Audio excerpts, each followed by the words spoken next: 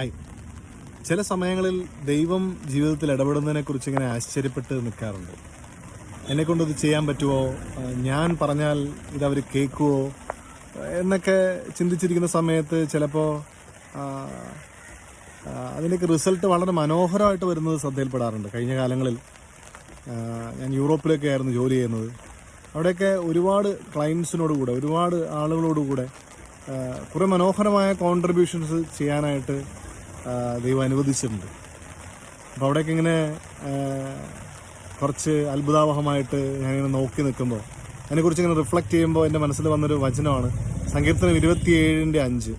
ക്ലേശകാലത്ത് അവിടുന്ന് തനിക്ക് അഭയം നൽകും, എൻ്റെ കൂടാരത്തിനുള്ളിൽ അവിടുന്ന് എന്നെ മറയ്ക്കും, ഉയർന്ന പാറമേൽ അവിടുന്ന് എന്നെ നിർത്തും.